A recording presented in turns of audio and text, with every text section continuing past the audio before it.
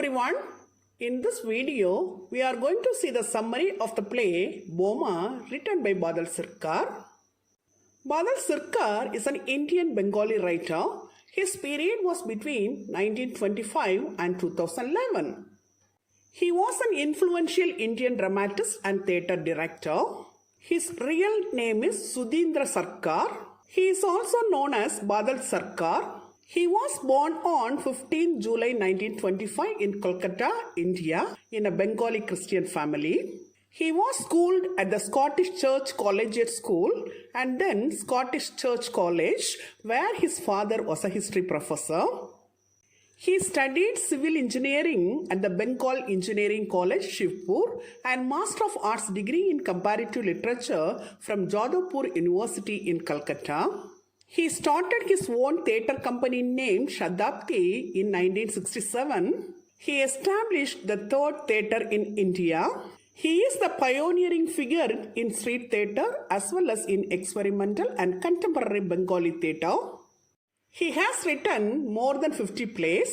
His notable plays are Ibong Indrajit, Basi Kabar and Sari Rot. His other works are Ivam Indrajit and Bagla Goda. He received the Padma Shri Award in 1972, Sangeet Natak Academy Award in 1968 and the Sangeet Natak Academy Fellowship in 1997. He died on 13 May 2011 in Kolkata, West Bengal, India at the age of 85. Now let's see the play Bhoma written by Badal Sircar. This play was originally written in 1974 in Bengali language and was translated in English by Samik Bandyopadhyay in 1983. This play is Sircar's the best literary masterpiece.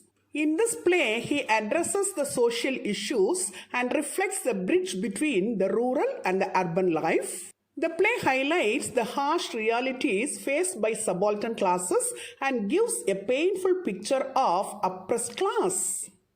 The play reveals the problem faced by the peasants and the rural classes in Rangabelia village in the Sundarbans. The story is based on the actual experiences of Tushar Kanjilal, the headmaster of the Rangabelia village school. The play basically revolves around materialistic world, exploitation of peasants and inequality towards rural class. The story is set in Sundarbans district in Calcutta and it reflects the post-colonial background. The play highlights the harsh realities of peasants of Rangabelia village and inferior position of rural classes. That is, it addresses the issues of peasants and rural class. The play was first performed on 21st March 1976 at Rangabelia village, West Bengal, India in Bengali language by Shatabdi Theatre Group. The play was performed by 6 actors. They represent the subordination and exploitation of peasants and rural class in the name of power and class. Here we can see the picture of the 6 actors who play the role of peasants and rural class. This play has no character, no story and no continuity. It speaks the struggle of common men. The play says about a stenographer, a bank manager, Mr. Mukherjee and Gadai Mitter. Here the stenographer represents the pains and agonies of lower class men and the bank manager represents the bureaucracy. The stenographer is working in Samson and Blackbird Company. This company sells 5 HP Sunbird diesel pump sets. The stenographer has only 455 rupees salary and his take-home pay is rupees 428 and 40 pice. There are 9 members in his family. They have to live within his salary. He wanted 20,000 rupees loan from the bank. So he goes to the bank and asks the manager. The manager asks many questions in order to check his loan liabilities. The stenographer tried to satisfy the bank manager by his wise answers, but the bank manager was not ready to grant him loan. He laughed at him and asked many silly questions to him. Finally, his loan was not sanctioned by the manager because he was from lower class. Here, the stenographer is a victim of class. He is subordinated due to his societal position.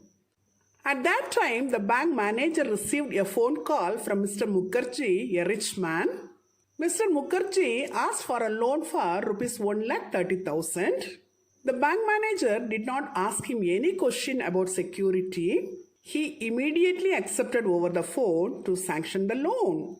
It shows that the lower classes are subordinated in the name of power and class, and also they are deprived of equality and justice.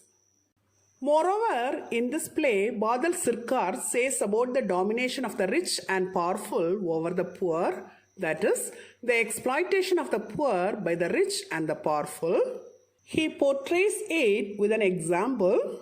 Mahamaya Engineering Co. in Belilius Road, Howrah is the manufacturer and supplier of Sambird 5 horsepower diesel pump set. It manufactures the parts, assembles the whole pump set, sticks nameplates on them, prepares the specification literature for them, and supplies it printed and ready. Mahamaya Engineering Co. manufactures the pump sets by getting loan from the bank at 14% interest.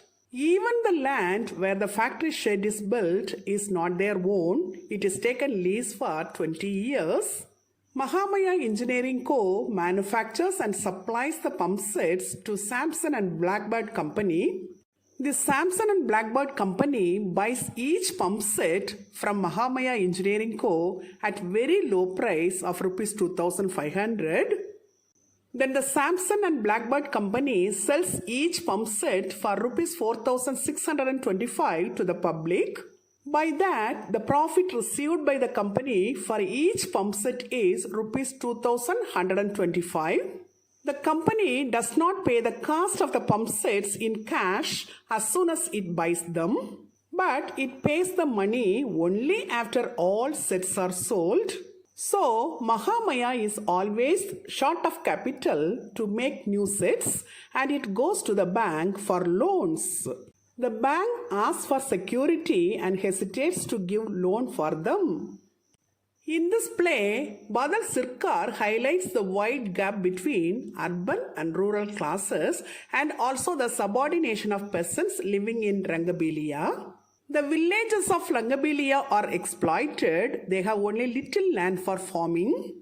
They have no proper road, no transport facility, no facility of doctor and no electricity. The villagers have been waiting since generations and generations for electricity, transport and better road.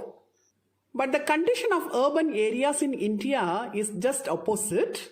The cities like Delhi, Bombay, Madras and Calcutta have cars, televisions, airports, bridges, flyovers, etc. India has successfully sent its first artificial satellite, Aryabhatta, into orbit. Metro rail will soon be introduced in Calcutta. But the villages in India are still not developed. Then, through this play, Badal Sircar says about the issues of subordination of farmers, that is, deprived villages, farmers and rural class in Rangabilia. India is on the edge of self-reliant. It sees continuous progress in industry and agriculture. Calcutta city will be witnessed for a second Hooghly Bridge. But the farmers who actually produce gold are treated like beggars. They have only little land. They cultivate kharif crop and depend on rain only. They yield wheat and paddy one time in a year. There is a lack of water and so they couldn't cultivate the land. The cost of fertilizers and pesticides is also very high. The farmers have not got any support from bank because the interest of the bank is very high. They are toiling the whole year, still they live in poverty. They are living under tension and longing for help, but their efforts are not valued. In this play, we can see that rich people used to dominate the poor farmers in the name of power. Nobody sees the tears and pains of farmers. Gadai Mitter is a landlord. He has more than 25 acres of land. He has 2 pump sets, a Rustum pump set and a Sambird pump set. To cultivate paddy in the dry season, he provides his Rustum pump on 7 rupees per hour to farmers in Rangabilia. In addition, the farmers have to buy fertilizers and pesticides. Gadaimeter is a sharecropper. He cultivates the lands of 3 different people on sharecropping terms. He uses his power to exploit the farmers. He behaves like a monster with farmers. He is corrupted by power. He easily gets loan from the bank. Here, the rich people and landlords used to dominate the poor farmers in the name of power. Then Badal Sircar says about the pathetic condition of the farmers in Rangabelia village and also the injustice against poor farmers. In many occasions, the farmers lost their crops, homes and lands by natural calamities. Their homes were eaten away by the Bhoma river and their lands were eaten away by the Vidya river, but they have to pay the revenue on that piece of land. Thus, the poor farmers suffer much under rich people and landlords. Then Badal Sircar in this play says about the longing of poor people to study in English medium schools, to work in multinational companies and to earn thousands of dollars in America. The stenographer in Samson and Blackbird Company earns 455 rupees as salary and he spends 60 rupees for his son's school fees. He says that had I been to an English medium school, I would have got 1000 rupees salary. If I could speak good English, I would have become a PA to the big boss of a multinational. I would have put my son in an English medium school, then to the Indian Institute of Technology, Kharagpur. I will sell my pots and pans, but he will get his education. I will get his picture printed in the newspapers. Then he says that he will go to America and will earn thousands of dollars. It will help to repay all the old debts and also 60% of my new loan. Then he says that he will advertise in the papers for a bride for his son in America. If his son would have married a blue-eyed American blonde, he says, I'll accept it. My son is now a winner. It shows the longing and unfulfilled dreams of poor people to have good education, a decent job, going abroad, enough salary, high status, and a well-settled life. Then Badal Sircar describes the gap between the rich and the poor. The rich people deposit their money in a bank in Switzerland. They eat delicious biryanis, fried rice, chicken chow mein, salted nuts, etc. They spend their money for buying tickets for test matches and movies. But the poor people, the beggars and dogs fighting over leftovers from the wedding feast thrown out on the street. Then Sircar says about the scientific advancement in India and also the effects of atom bombs. All the experiments with atom bombs have released enough radioactivity to cause the birth of 2 million maimed and deformed children in 1962. Atomic waste will create radioactivity. All women who have conceived give birth to disabled, deformed and atomic children. Thus, the scientific advancement gives rise to human destruction. At the end of the play, Badal Sircar says about Bhoma. Bhoma is a man, he is blind in the right eye. When he was 16, he came to clear the forest of Sundarbans with his father, mother and 2 kid brothers. At that time, the chief planning advisor of Sundarbans Planning Commission was Dr. Sarbanga Sundar Sundareya. At the age of 20, Bhoma became an efficient woodcutter. And at the age of 72, he could eat 2 kilograms of rice for 1 meal. Now he is dead. Bhoma's mother died of snake bite. His father was dragged away by a crocodile before his very eyes. His younger brother died of diarrhea. Once he was alive, Bhoma with his brother killed a tiger with an axe. The brother next to Bhoma is still living. He lives in the neighborhood of Rangabelia. He is a landless agricultural laborer. He gets work only 90 days a year at 3 rupees per day. Now the Sundarbans forest is cleared and it becomes a cultivable land. There is no doctor, no electricity, no road for jeeps and little water. When cyclone comes, acres of these lands were eaten away by the salt waters of Vidya River and Goma River.